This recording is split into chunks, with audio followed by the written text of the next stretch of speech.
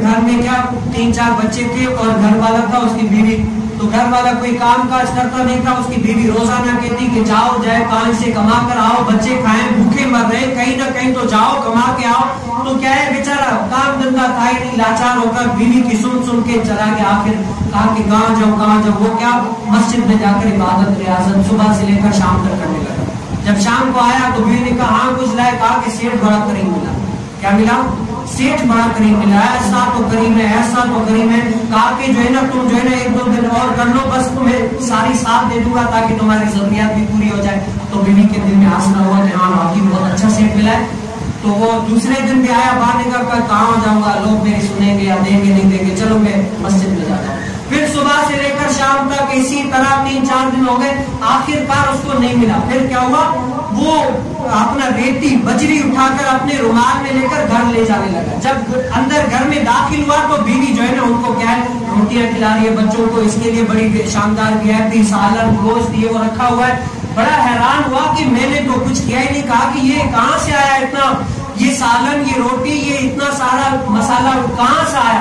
کہا کہ تم ہی نے تو کہا تھا کہ سیٹ بڑا کریم ملا. ایسا تو کریم ہے, ایسا تو کریم ہے کہ بڑا ہی نیاز مند ہے. کہا کہ کچھ دنوں کی تو اس نے کیا بیچ دیا اتنا سارا سامان. کہا کہ میرے اس کام کرنے والے کو بولو کہ یہ اپنے کام میں سستی نہ کرے, انشاءاللہ یہ دینے میں ہم سستی نہیں کریں.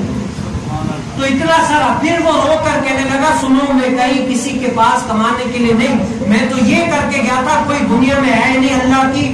گھر میں گیا, صبح سے لے کر شام تک عبادت ریاضت کرنے لگا. آج جو ہے نا یہ تم کھا رہی ہو, میں کسی کمانے میں اپنے رب کے گھر میں چھوڑنے کے لیے گیا. اتنے سارے دن میں اللہ کی عبادت کر رہا تھا. دیکھو میرے مالک نے بھوکا رہنے نہیں دیا.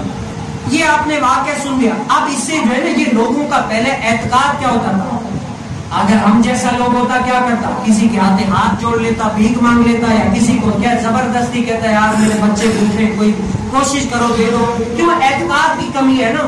ہم اگر مسجد میں آتے ہیں مولانا صاحب ہمیں ٹینشن اتنی ویسے لگی, آپ فضائل سناتے ہو, یہ کرو وہ کرو, نماز پڑھو, یہ کرو وہ کرو, ہمارے پیچھے اتنے سارے کام لگے پڑے ہوئے, گھر کی سنے, بیوی کی سنے, وہاں پر سنے, اتنے سارے کام, جمعے میں آ کر آپ کی بھی سنے.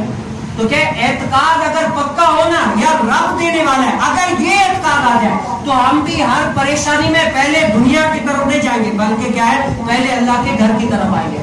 اے مولا یہ پریشانی دی بھی تم نے, اتارنے والا بھی تم ہے, میں اس کو سناؤں گا, مجھے پتا ہے دور کرنے والا وہ نہیں ہے, دور تو ہی کرے گا.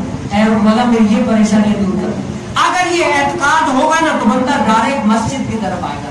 اگر ہوگا کوئی میرے جیسا کچا اعتقاد, کیا کرے گا, لوگوں سے بھیک مانگے گا, کہے گا یار میری یہ پریشانی ہے, یہ پریشانی دور کر دو, وہ پریشانی کر دو, تو وہ آخر تک مانگتا ہی رہے گا, کبھی بھی اس کی پریشانی دور نہیں ہوگی. جو اس در پہ آ گیا اور اس در سے اس کو مل گیا, خدا گواہ آج تک وہ سامنے کسی کے ہاتھ نہیں پھیلایا, بلکہ کہ دینے والا بن گیا. تو ہم کہ آج تک لینے والے بن گئے, دینے والے نہیں. اگر اس در میں آ گئے تو دینے والے بن جائیں گے, لینے والے نہیں. یہ آپ آزما کے دیکھتے ہیں. عقیدہ پکا ہونا چاہیے. ہمارے جو بڑے ہوتے ہیں وہ کیا کہتے ہیں, اگر عقیدہ پکا ہو تو اللہ رب العالمین ہوا و مٹیوں سے بھی شفا